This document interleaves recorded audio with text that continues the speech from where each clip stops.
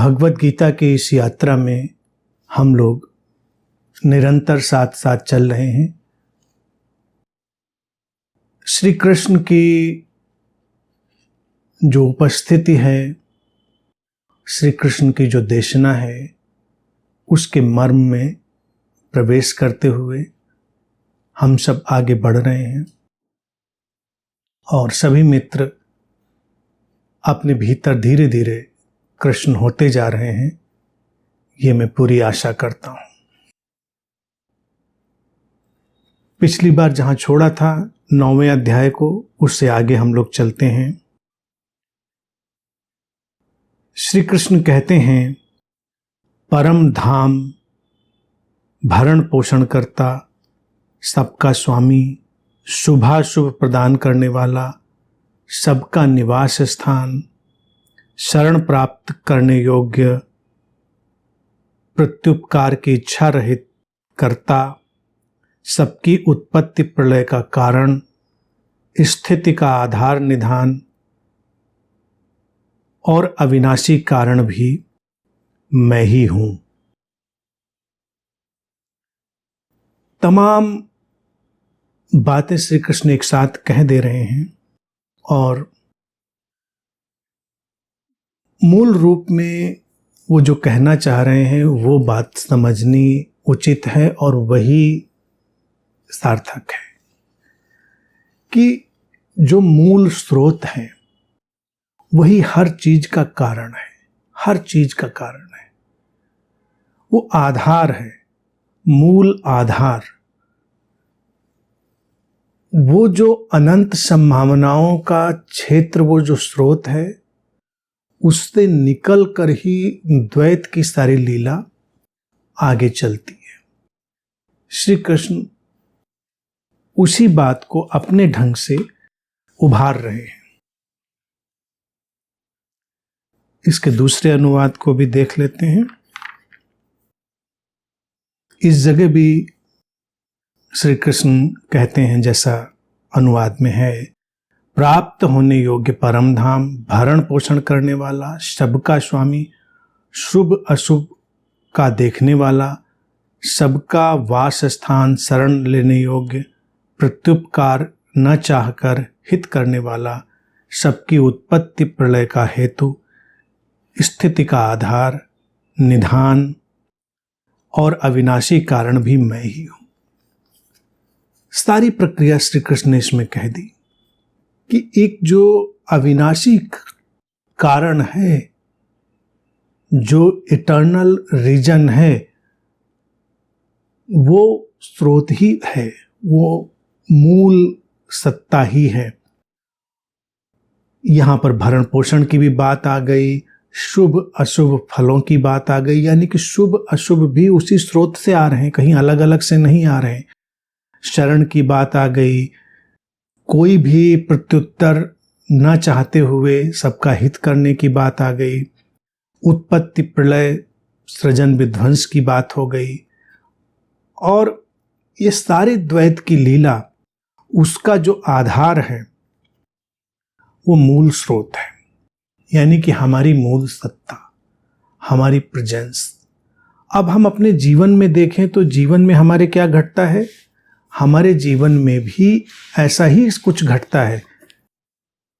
हम अपने इस बीइंग में प्रवेश करते हैं, अपनी इस प्रेजेंस में प्रवेश करते हैं, और उस बीइंग से, उस प्रेजेंस से सब आगे विस्तार होता है जीवन का।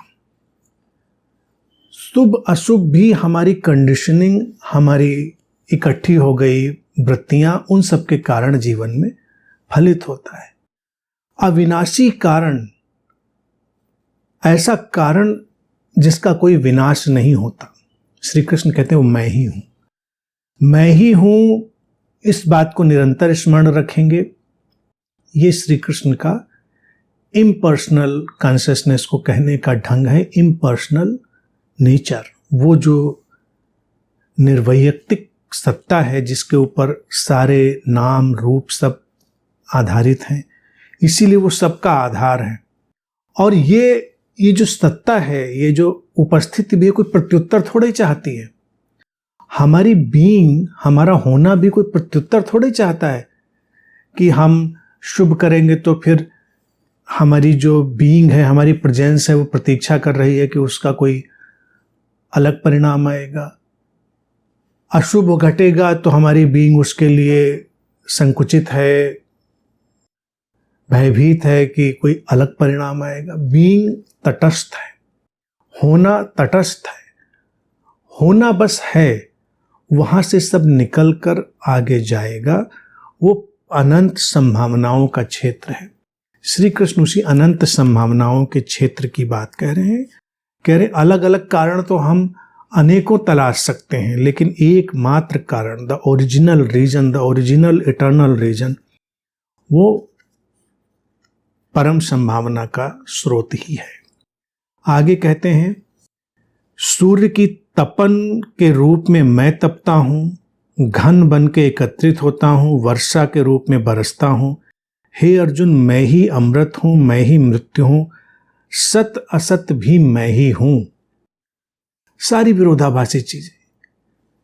ये दर्शन जो भारतीय है, ये इसकी पराकाष्ठा है, ऊंचाई है कि यहां पर विरोधाभास और द्वैत का पूरा स्वीकार होता है। यहां कोई अलग अलग नहीं करते। जहां लोग देखे नहीं समझ पाए, वहां भगवान, शैतान, गॉड, डेविल, ये सब परिकल्पनाएं करनी पड़ी, क्योंकि लगता है कि अशुभ कहां से आएगा, शुभ यहां से आएगा तो अशुभ, जीवन यहां से आएगा तो मृत्यु कहां से आएगी, तो मृत्यु के लिए कुछ अलग होना चाहिए। सत्य यहां से आएगा तो असत कहां से आएगा। ये सब विरोधाभास उठते हैं। विरोधाभासों में एक लय होती है, केओस में एक आर्डर होता है। यही विज्ञान भी बताता है, आर्डर इन केओस, अराजकता में एक व्यवस्था। सूर्य प्रकाश भी देता है, जलता भी है, तपता भी है। श्री कृष्ण कहते हैं कि जो बादल इकट्ठे होते हैं वो भी मैं ही हूं, बरसता भी मैं ही हूं, परितृप्त भी मैं ही होता हूं, मैं ही अमृत हूं, मैं ही मृत्यु हूं, और सत असत भी मैं ही हूं। एक खेल चल रहा है पूरा, एक लीला चल रही है जिसमें वर्तुल में सब घूमा जा रहा है। बादलों के रूप में मैं एकत्रित होता हूं। ये सब काव्यात्मक अवधारणाएं हैं। इनको देखें कि बादल कैसे बनते हैं। हर जगह से पानी इकट्ठा हो रहा है, भाप बन रहा है, और उस भाप से बादल बन रहे हैं। बादल फिर बरसते हैं, फिर वो सारी जगहों में मिलते हैं, जमीन में मिलते हैं, नदी नालों में, तालाबों में मिलते हैं, फिर वो उठ जाते हैं, फिर बादल बन जाते हैं। एक वर्तुल है। और जब बादल बनते हैं तो कभी हमने इस दृष्टि को अपने भीतर नहीं उतारा होगा कि बादल इतने पवित्र दिखाई देते हैं और बादलों से बरसता जल इतना पवित्र दिखाई देता है, लेकिन ये जल तो कहीं से भी उठा होगा। नदी नाले से उठा होगा, किसी सड़ती लाश से उठा होगा, किसी पवित्र नदी से उठा होगा। यहां तक कि किसी की आंख से गिरे आंसू भी भाप बनकर ऊपर उठे होंगे। बादलों में हमारी आंख के आंसू भी शामिल हैं, हमारा पसीना भी शामिल है, धरती की नमी शामिल है, सब कुछ शामिल है। जहां कहीं भी पानी था वो भाप बनकर ऊपर उठा है और घन बन गया है, एकत्रित हो गया है। अब वो बरसेगा। बादलों से बरसते पानी को अगर देखें तो उसमें कोई भेद नहीं है, वो अभेद हो गया है। वो सारी भिन्नता से उठकर अभिन्नता में स्थापित हो गया है। इसीलिए बादलों का उदाहरण श्री कृष्ण ने ले लिया। सुंदर उदाहरण है। वो कहते हैं कि ऐसे ही स्रोत भिन्नता और अभिन्नता की लीला में चलता है। फिर जब बादल बरसता है तो कोई भेद नहीं है, यहां बरसेगा, वहां बरसेगा, इस छत पे बरसेगा, उस छत को छोड़ेगा। हालांकि छूटता है, कहीं कुछ छूटता है भीगने से, कहीं कुछ ज़्यादा भीग जाता है, ये सब होता है। लेकिन ये बादल योजनाबद्ध ढंग से नहीं करता, वो तो वैसा होता चला जा रहा है, जैसा होता चला जा रहा है उसका पूरा स्वीकार है। तो ये अगर हम वर्षा के जल को ही देखें और बादलों के उठने को देखें तो एक पूरा वर्तुल सृजन और विध्वंस का।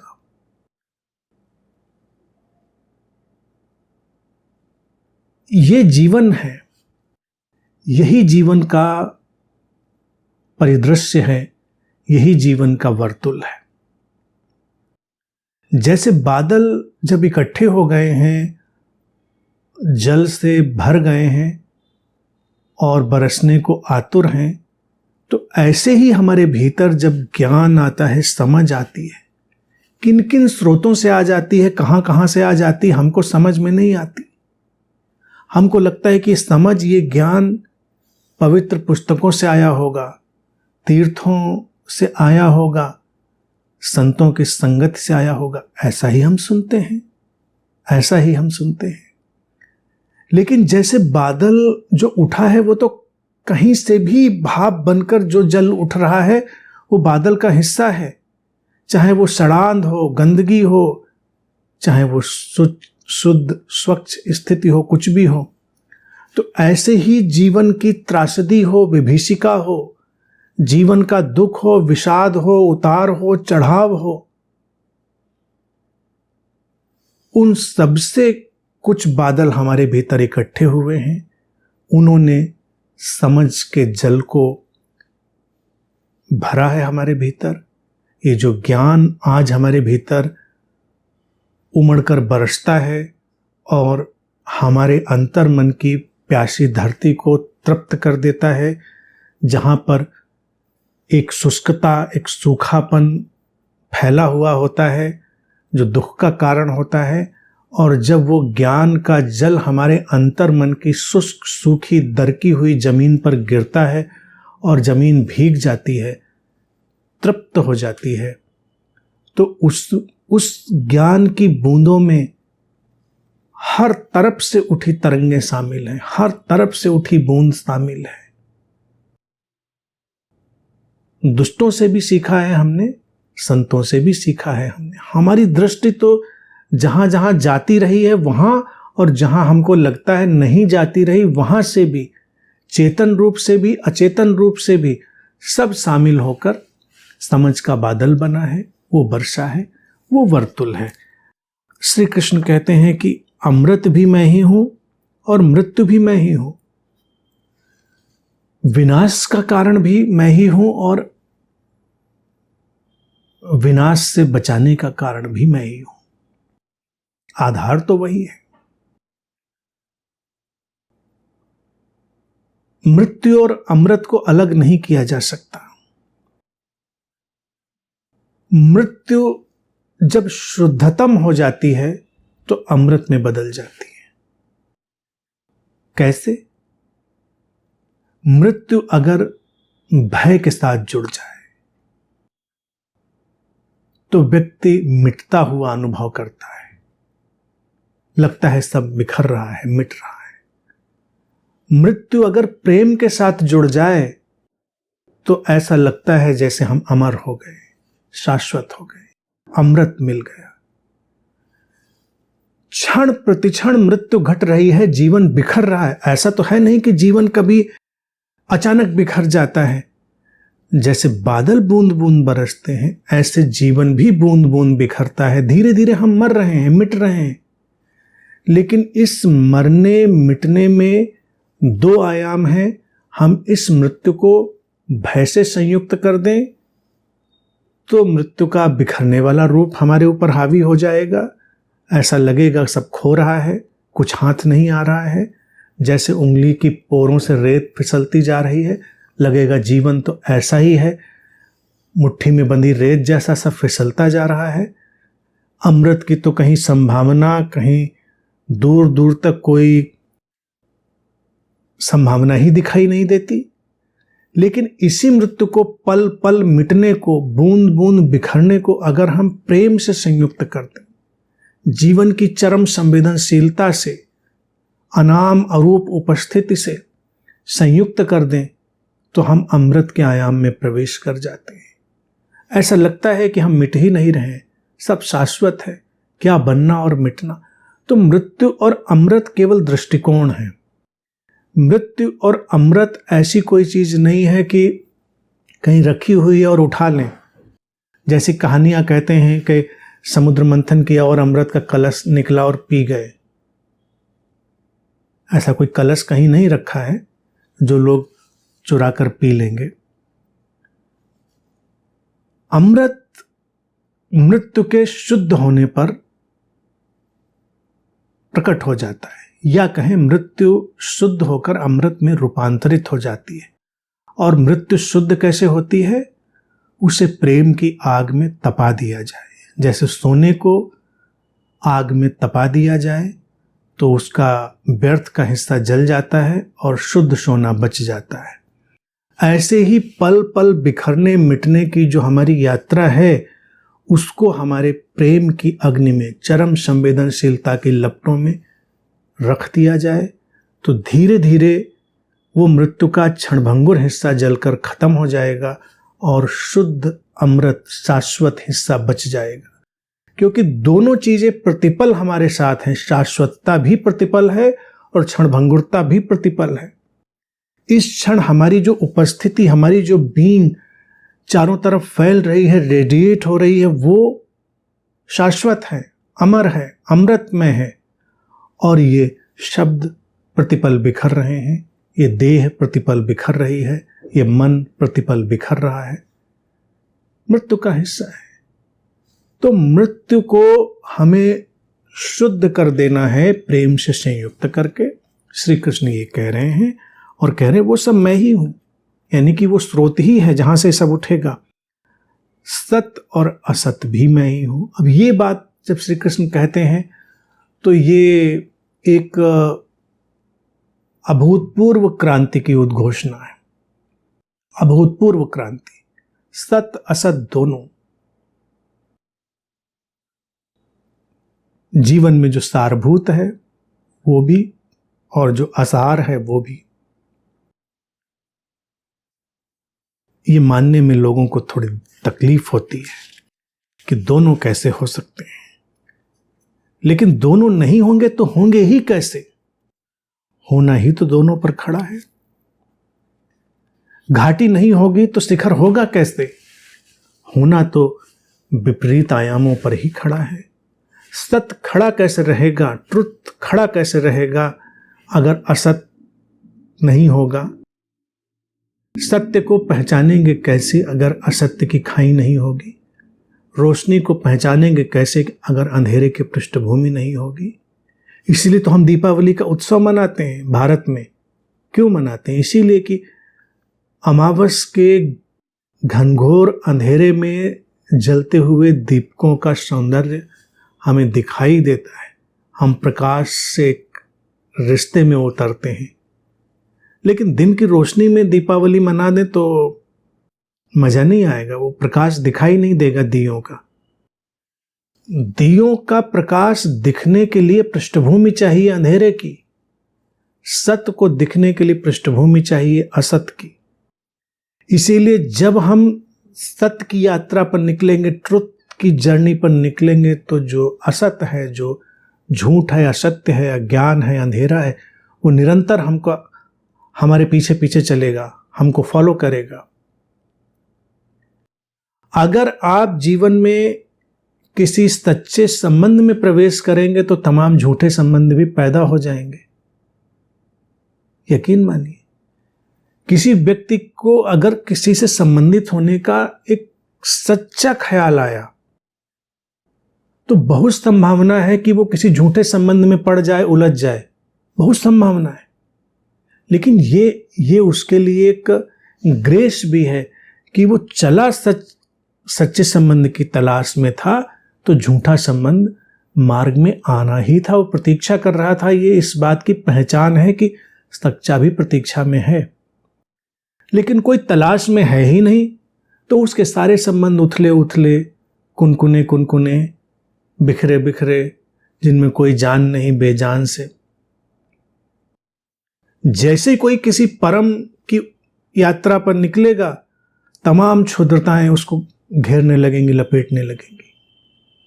यूं क्षुद्रताएं इतनी तेजी से नहीं लपेटेंगी क्योंकि परम की यात्रा पर नहीं है।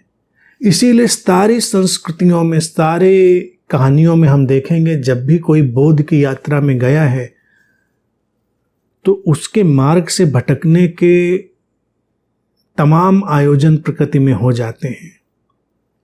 बुद्ध उसको मार कहते हैं कि जब बोध की तरफ हम बढ़ते हैं तो मार, तरह तरह के भय, प्रलोभन हमारे सामने डाल देता है। सबके जीवन में यही है।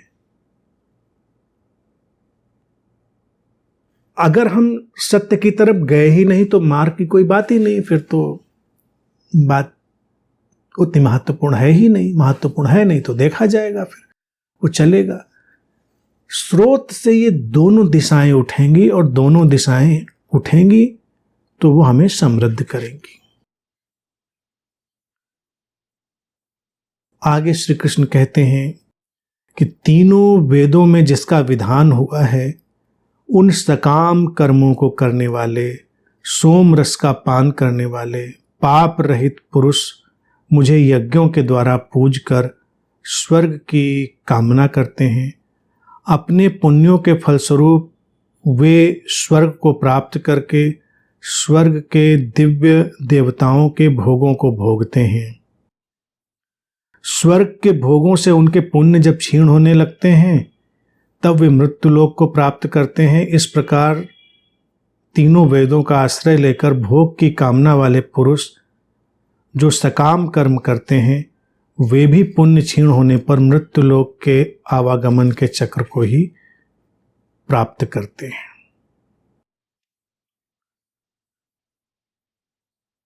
ये पुरानी भाषा में कही गई बात है। जब मैं आज कहता हूं कि मनुष्य जीवन में कुछ भी कर रहा हो, एनीथिंग, वो पीस, हैप्पीनेस, लव, हार्मनी ही तलाश रहा है, उसकी तरफ ही बढ़ना चाह रहा है। वो कुछ भी कर रहा हो, खाना खा रहा हो, घूम रहा हो।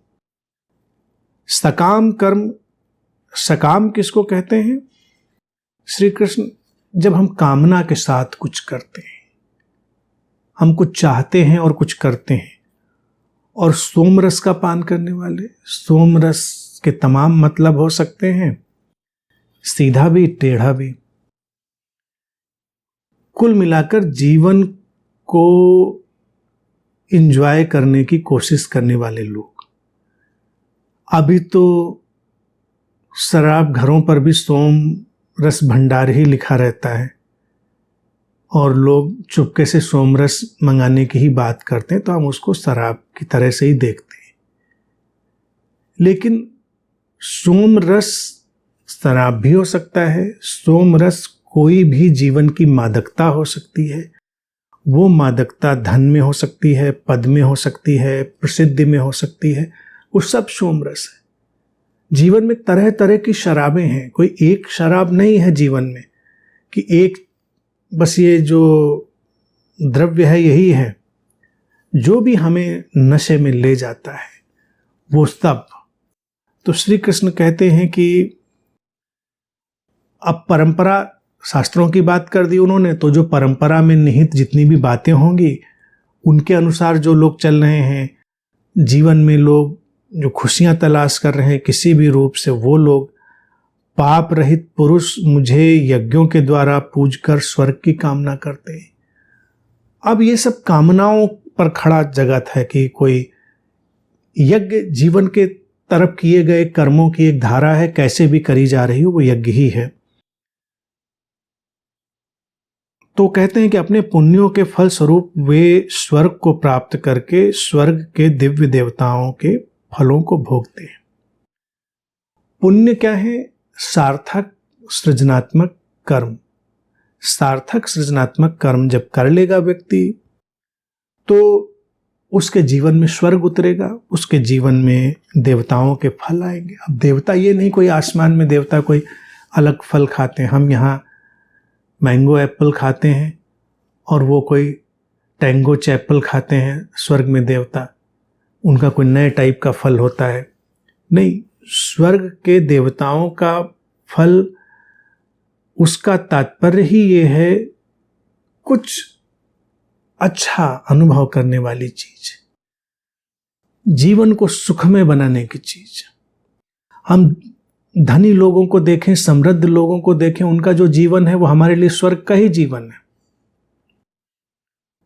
तो अगर कोई सकाम भावना से चल रहा है, जीवन में श्रम डाल रहा है, यज्ञ कर रहा है, नहीं श्रम डाल रहा है, तो श्री कृष्ण कहते हैं कि वो उनका फल भी उसको मिल जाता है, स्वर्ग हो जाता है।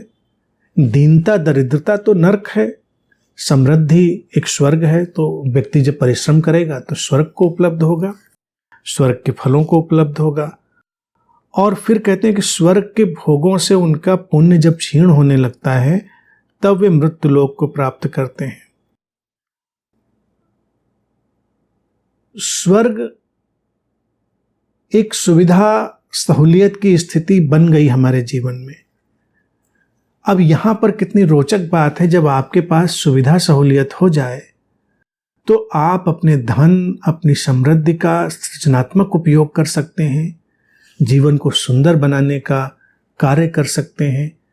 पुण्य क्षीण होकर मृत्यु लोक को प्राप्त होते हैं। तो होता क्या है कि अक्सर जब व्यक्ति समृद्ध हो जाता है तो वो सारी बेवकूफियां शुरू करता है, सारी अय्याशियां शुरू करता है। उसको लगता है अब धन तो इतना आ गया, अब करें क्या। वो धन के अश्लील प्रदर्शन में लग जाता है, वो धन से दूसरों को सताने में लग जाता है, स्वयं को सताने में लग जाता है। समझ में नहीं आता उसको अब करें क्या। इसीलिए ऐसे व्यक्ति के जीवन में फिर सारा बिखराव आता है। मृत्यु लोक को प्राप्त होने का अर्थ है जीवन के बिखरने की स्थितियां। इतिहास के पन्ने उठाकर देखें, कितने लोग हैं जिनको अचानक बड़ी समृद्धि मिल गई, कोई लॉटरी लग गई, कोई ऐसा उनके जीवन में सुंदर घटनाक्रम बन गया, लेकिन उन्होंने उस पूरी यात्रा में अपनी सचेतनता और सृजनात्मकता को नहीं साधा। और सचेतनता सृजनात्मकता को नहीं साधा तो उनकी बेहोशी, उनकी संस्कारबद्धता और उनकी विक्षिप्तता ने उनके जीवन को नष्ट कर दिया। वो सारी क्षुद्र बातों में संलग्न हो गए। अब किसी के पास मान लो अभी धन है ही नहीं, स्वर्ग की कामना में वो सोम रस पीना चाहता है, तो सोम रस में तो वो सस्ता वाला पाउच पिएगा, पेट्रोल में कपड़ा भिगोकर उसे सूंघेगा, ब्रेड में लगाकर आयोडेक्स खाएगा। आयोडेक्स भी महंगी मिलती है, वो भी नहीं खा पाएगा। खांसी का सिरप पिएगा सोम रस के चक्कर में। दरिद्रता में तो वो सब खुराफात करेगा जो बड़ी सस्ती और क्षणभंगुर सी होगी, परेशान करने वाली होगी। फिर पाउच पीकर सड़कों पे नालियों में गिरेगा सोम रस पीने में। लेकिन मान लो कोई व्यक्ति, जैसा श्री कृष्ण पहले कहे आए हैं कि श्रम किया, साधा अपने आप को, मूर्खताओं में नहीं उलझा, तो वो अपने लिए समृद्धि का निर्माण करेगा, स्वर्ग की निर्मिति कर लेगा, तो देवताओं के फल भोगेगा, अच्छा जीवन जिएगा, साधना में जा सकता है, ध्यान में जा सकता है, अनेक लोगों की सहायता कर सकता है, जीवन को, जगत को सुंदर बना सकता है, बहुत कुछ कर सकता है वो। लेकिन तब फिर वो जब पुण्य क्षीण होंगे तो पाउच के बजाय फिर वो और महंगे महंगे सोमरस ढूंढेगा। जितना महंगा सोमरस ढूंढ पाएगा उतना ढूंढेगा, तो उसको लगेगा यही स्वर्ग है शायद। फिर पुण्य क्षीण होंगे। पुण्य क्षीण होने का मतलब नहीं कोई चीज क्षीण हो रही है, अपनी मूर्ताओं से व्यक्ति स्वयं ही अपने जीवन को नष्ट कर रहा होगा। वही मृत्यु लोक की प्राप्ति है, वही दुख, वही बिखराव।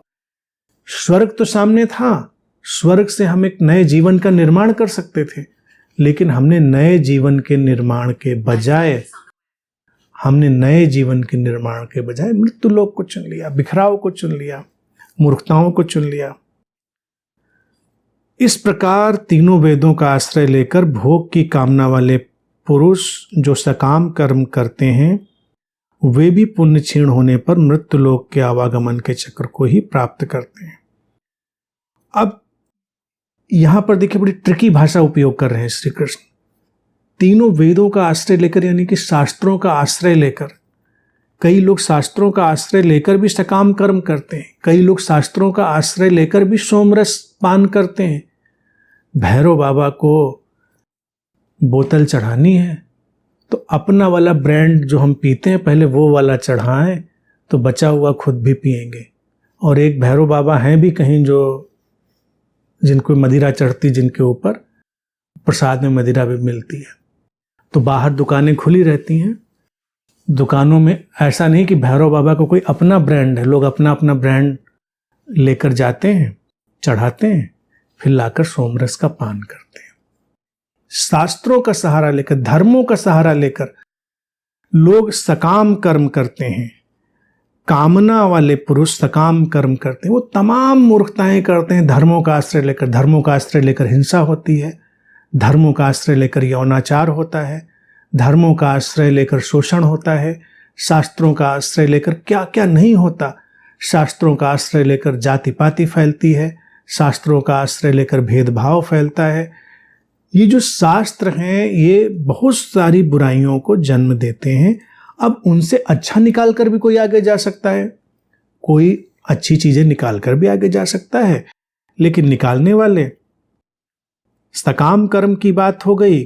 और भोग की कामना, जिसको श्री कृष्ण ने कह दिया भोग की कामना, भोग बुरा नहीं है, भोग की कामना बुरी है।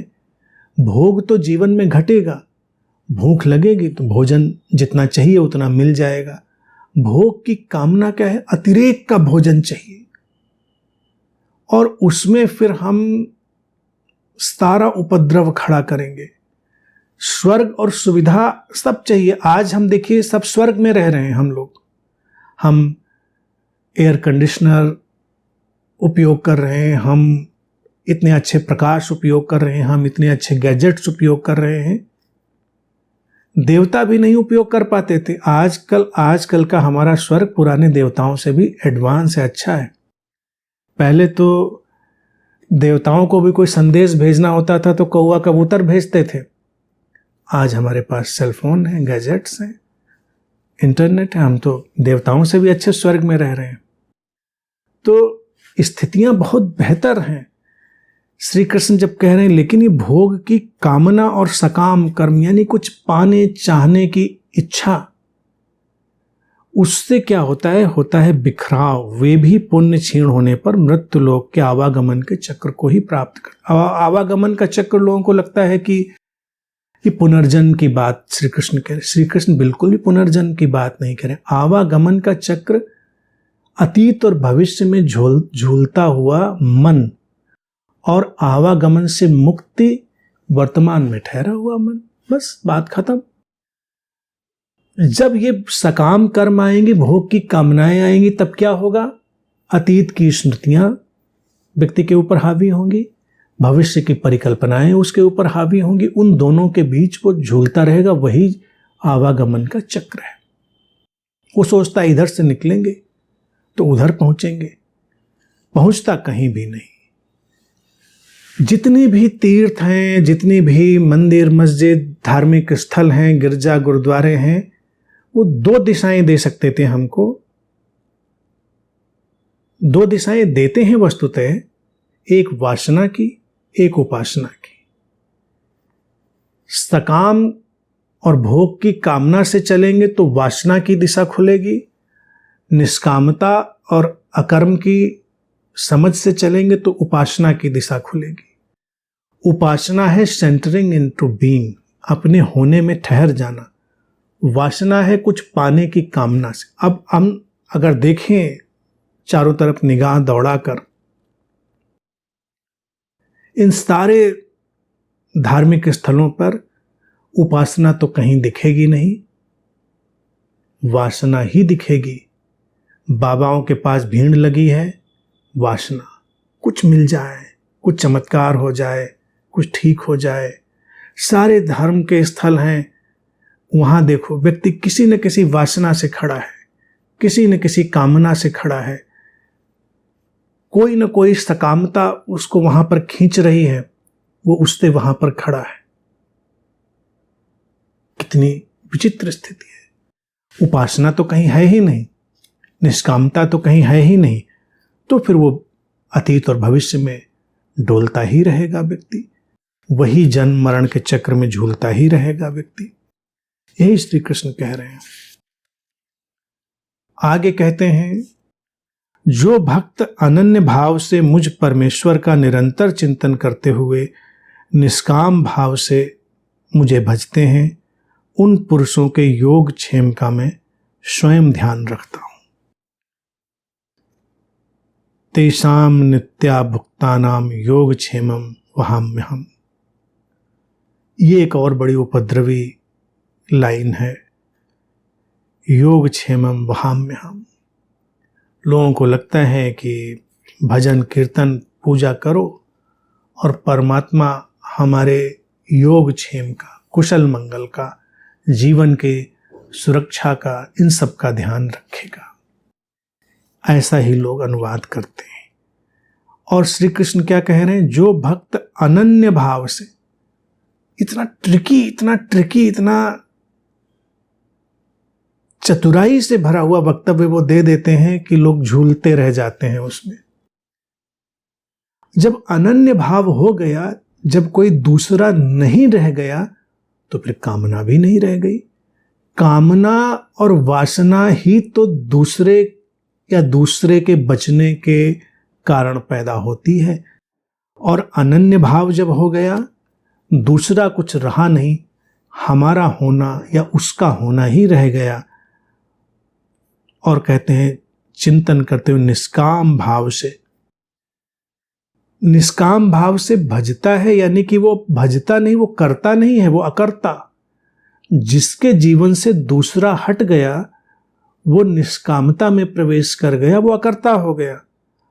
और भजने का तात्पर्य वही है, रिमेंबरिंग, सुमिरन, स्मरण, निरंतर उसको अपने स्रोत का स्मरण है। उनके योग क्षेम का मैं स्वयं ध्यान रखता हूं। अब लोगों को लगता है कि योग क्षेम का ध्यान रखेंगे तो हम मंदिर में पूजा कराएंगे, जल चढ़ाएंगे, नमाज पढ़ाएंगे, सबद कीर्तन सब पता नहीं क्या क्या सब कराएंगे। तो वो जो सत्ता है, वो जो परमात्मा है, वो योग क्षेम, हमारा कुशल मंगल का ध्यान रखेगा। हम घर से निकलेंगे तो ध्यान रखेगा कि सब गाड़ी की पार्किंग मिल जाए, कहीं कोई समस्या ना हो, ट्रैफिक में ना फंसें, एक्सीडेंट ना हो, बीमारी ना हो। इसी तरह की परिकल्पनाएं वो करता है। फिर जैसे जैसे बीमारियां आती हैं, जैसे जैसे दुर्घटनाएं होती हैं, उसका ये जो योग क्षेम वहन करने का आश्वासन है, वो गिरता चला जाता है। उसको लगता है देखो कुछ किया नहीं, आज 2 घंटे पूजा करके आए थे, 2 घंटे प्रार्थना करी थी डट के, और पार्किंग में हमको जगह ही नहीं मिली। नाइंसाफी है, बहुत नाइंसाफी। कोई योग क्षेम वहन नहीं करता, ट्रैफिक में इतनी देर फंसा दिया। पूरा जीवन हो गया इतनी पूजा पाठ आराधना करते हुए, बाल गिरते जा रहे हैं, सफ़ेद होते जा रहे हैं, चेहरे पे झुर्रियाँ आती जा रही हैं, क्या क्या नहीं हुआ जा रहा। कौन सा योग क्षेम वहन करते हैं? किस्तें देने को पड़ी हैं, किस्तें जा नहीं पा रही हैं, सामान फैला पड़ा है, वो सिमट नहीं रहा है। कौन सा योग क्षेम वहन करते हैं? बड़ा दुविधा में रहता है। लेकिन महात्मा लोग कहते हैं नहीं, उसकी आराधना पूजा करो, जुटे रहो, उसको झूले में झुलाओ, पालकी निकालो, सारी मूर्खताएं करो जितनी भी कर सकते हो, और फिर वो योग क्षेम का वहन करेगा, सब ध्यान रखेगा। तुम्हारी चाय में चीनी ज़्यादा ना हो जाए, चाय की पत्ती ज़्यादा ना उबल जाए, इसका ध्यान रखेगा, हर चीज़ का ध्यान रखेगा, योग क्षेम का वहन करेगा। लेकिन श्री कृष्ण को इसीलिए भारतीय जिस मनस ने उनको छलिया भी कहा होगा, तो बड़ा सुंदर, वो किसी और से छल नहीं करते हैं कि जाके किसी को छल रहे हैं, उस शब्दों में ही बड़ा छलावा पैदा कर देते हैं। एक तो कह दिया उन्होंने अनन्यता, दूसरा रहा नहीं, निष्काम अकर्मता जब आ गई, तो जब एक ही का सब विस्तार हो गया, सब अंतर संबंधित जीवन, अंतर निर्भर जीवन का जो प्रकाश है वो हमारे भीतर उतर आया, तो हम अलग नहीं रहे, वो अलग नहीं रहा, कौन किसकी योगक्षेम का ख्याल रखेगा, कौन किसकी कुशल मंगल का ख्याल रखेगा? कोई किसी की नहीं। सब एक दूसरे से संभला हुआ है, सब ने एक दूसरे को संभाला हुआ है। कोई अलग नहीं है कि हमसे अलग।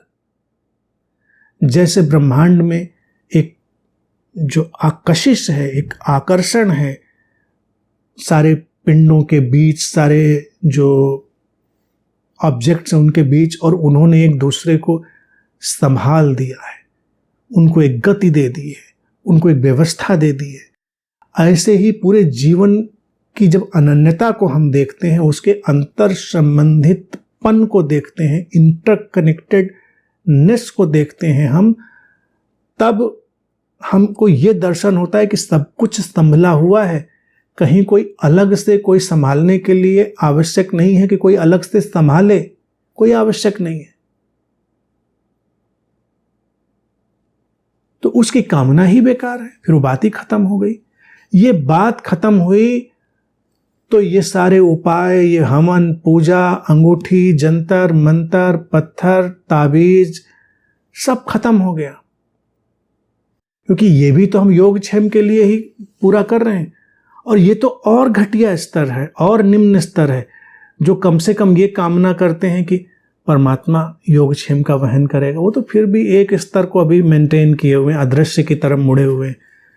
लेकिन फिर जिसको उसमें इतनी भी आस्था नहीं रह गई अस्तित्व में, वो सोचता है ये पत्थर शायद हमको बचा देगा, ये अंगूठी बचा देगी, ये ताबीज बचा देगा, ये वास्तु बचा देगा, ये ज्योतिष बचा देगा, ये कपड़ा, ये रंग, ये तीरथ, ये मूरत, ये सब हमको बचा देगा, ये नमाज, पूजा, प्रार्थना, ये किताब बचा देगी हमको। फिर वो ऐसे सोचता है, वो और नीचे उतर आया। श्री कृष्ण जब कहते हैं कि योगक्षेम का उसका मैं ध्यान रखता हूं, तो यहां पर फिर वो मैं इम्पर्सनल की तरह बोल गए हैं। अस्तित्वगत सत्ता, निर्वैयक्तिक सत्ता, वो स्रोत, वही सबका ध्यान रख रहा है। क्योंकि वो एक अंतर संबंधित, अंतर निर्भर व्यवस्था है। सब कुछ ने सब कुछ को प्रभावित किया हुआ है, सब कुछ ने सब कुछ को संभाला हुआ है। जैसे रंग जहां बढ़ते हैं, उठते हैं, गिरते हैं, वैसे वैसे रंग सब चारों तरफ फैलते चले जाते हैं।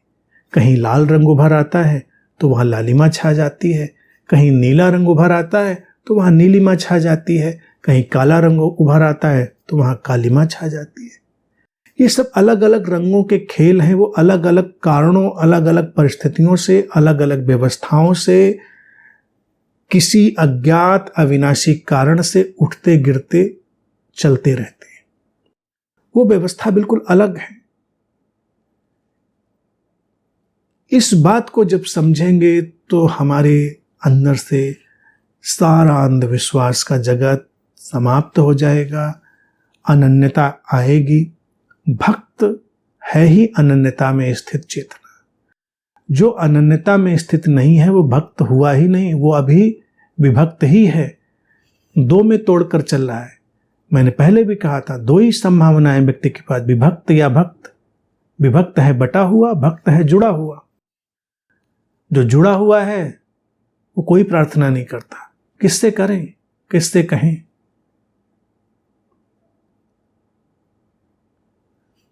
ये अलग अलग दिखते हुए केवल अभिव्यक्तियों के ढंग हैं, एक ही है। कौन किससे क्या कहे, क्या मांगे? जो ये जान लेता है उसके जीवन की योगक्षेम अस्तित्व संभाल लेता है और वो चमत्कार जैसा जान पड़ता है। और अस्तित्व ऐसे नहीं संभालता कहीं बाहर से, वो अस्तित्व उसके भीतर ही अंतःप्रेरणाएं, विचारों की व्यवस्थाएं, भावनाओं की सारी संगतियां, सब कुछ बिठाकर सारी व्यवस्थाओं को सुसंगत बना देता है। योगक्षेम अगर जीवन में नहीं है तो मन बिखरा हुआ होगा, विचार बिखरे हुए होंगे, दृष्टि धूमिल होगी, कुछ तो ऐसा होगा ना कि ठीक ठीक दिख नहीं रहा होगा। और योगक्षेम जब आएगी जीवन में तो भी उसी रास्ते से आएगी, उसी रास्ते से आएगी। विचार सध चुके होंगे, व्यवस्थाएं बैठ चुकी होंगी, जीवन में संगति सुसंगति आ चुकी होगी, तो हम एक कदम भी उठाएंगे और उसके साथ सारी जो सुसंगतता है, जो आर्डर है, वो बनने लगेगा, योगक्षेम पूरी होने लगेगी। तो इसलिए ये बाहर से नहीं आता, ये हमारे ही भीतर से अस्तित्व झांकता है, फैलता है और हमारे जीवन को संभाल लेता है।